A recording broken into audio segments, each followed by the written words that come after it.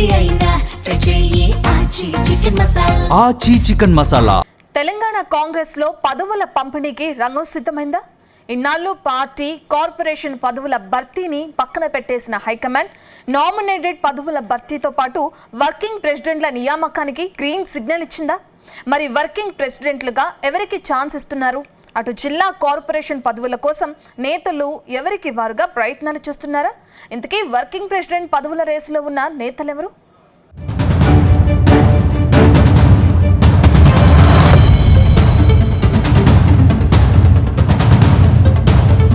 తెలంగాణలో నామినేటెడ్ పోస్టుల భర్తీకి రంగం సిద్ధమైనట్టు తెలుస్తోంది.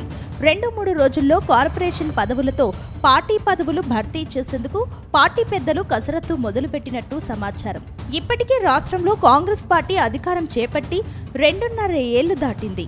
అయినా ఇంకా రాష్ట్ర, జిల్లా స్థాయి నామినేటెడ్ పదవులను పూర్తి స్థాయిలో భర్తీ చేయలేదు. 10 ఏళ్లు ప్రతిపక్షంలో ఉండగా కష్టకాలంలో పనిచేసిన నేతలు ఎంతో మంది ఉన్నారు.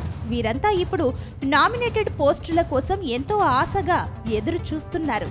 అయితే పదవుల భర్తీ ఇంకా ఆలస్యం అవుతుండడంపై హైకమాండ్ దృష్టి సారించినట్టు తెలుస్తోంది. 2-3 రోజుల్లో ఈ పదవులన్నీ భర్తీ చేయాలని సీఎం రేవంత్ రెడ్డిని ఢిల్లీ పెద్దలు ఆదేశించినట్టు తెలుస్తోంది. ఈ నేపథ్యంలో సీఎం రేవంత్ రెడ్డి పార్టీ వ్యవహారాల ఇన్ఛార్జ్ మీనాక్షి నటరాజన్తో సమావేశమయ్యారు. అలాగే ఈసారి వర్కింగ్ ప్రెసిడెంట్ పోస్టులు సైతం భర్తీ చేసే అవకాశం ఉందని పార్టీ వర్గాలు చెబుతున్నాయి.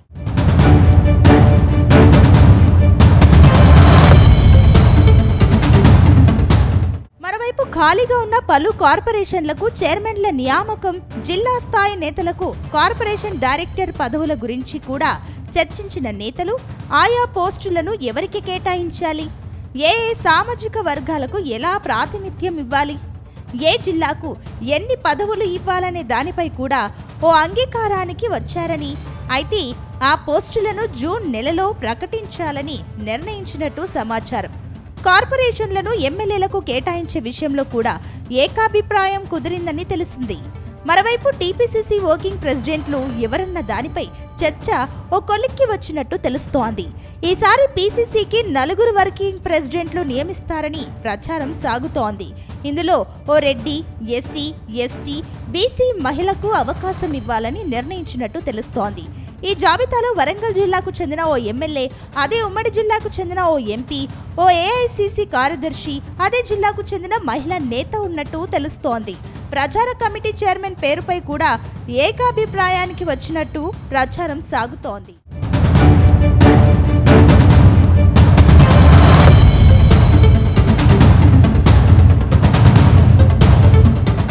తాజా భేటీలో సీఎం రేవంత్ రెడ్డి, మీనాక్షి నటరాజన్ ఏకాభిప్రాయానికి వచ్చారని తెలుస్తోంది. జిల్లాల వారీగా నేతల పేర్లను వడబోసిన 3 నేతలు పలు కీలక పదవుల విషయంలో ఏకాభిప్రాయానికి వచ్చినట్టు తెలిసింది.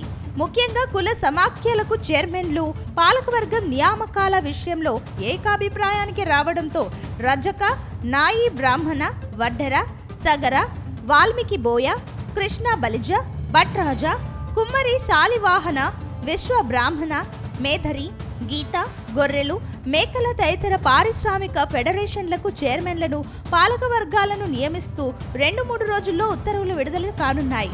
ఇక పార్టీ కోశాధికారిగా ఉమ్మడి హైదరాబాద్ పరిధిలో సీఎం సన్నిహితుడిని నియమించే అంశంపైన చర్చ జరిగినట్టు టాక్.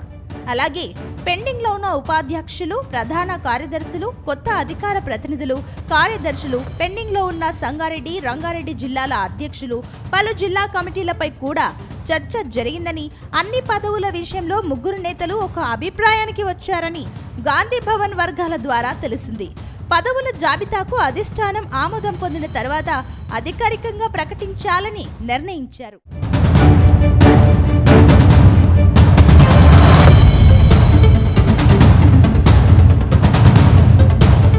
మొత్తంగా కాంగ్రెస్ వర్కింగ్ ప్రెసిడెంట్ కు యమా గిరాకీ ఉందని పార్టీ నేతలే చెబుతున్నారు. ఆ పదవి దక్కితే తమ ఫ్యూచర్ కు తిరుగుండదని ఆశావాహులు భావిస్తున్నారట. ఇప్పుడు వర్కింగ్ ప్రెసిడెంట్ పదవిని దక్కించుకునేందుకు ఉమ్మడి మహబూబ్ నగర్ జిల్లాకు చెందిన మాజీ ఎమ్మెల్యే, ఏఐసీసీ కార్యదర్శి సంపత్ కుమార్, గద్వాల మాజీ జడ్పీ చైర్పర్సన్ సరితా తిరుపతయ్య మధ్య తీవ్ర పోటీ ఉందని అంటున్నారు. అలాగే కాంగ్రెస్ నేత రోహిన్ రెడ్డి, ఎంపీ బలరాం నాయక్ సైతం సీఎం రేవంత్ వద్దకు తెగ చక్కర్లు కొడుతున్నారట. గతంలో వర్కింగ్ ప్రెసిడెంట్ పదవి పొందిన నేతలు కీలక పదవుల్లో ఉన్నారు. అందుకే వర్కింగ్ ప్రెసిడెంట్ పదవిని దక్కించుకునేందుకు లాబింగ్ చేస్తున్నట్టు తెలుస్తోంది. చూడాలి మరి వర్కింగ్ ప్రెసిడెంట్లుగా అధిష్టానం ఎవరిని నియమిస్తుందో.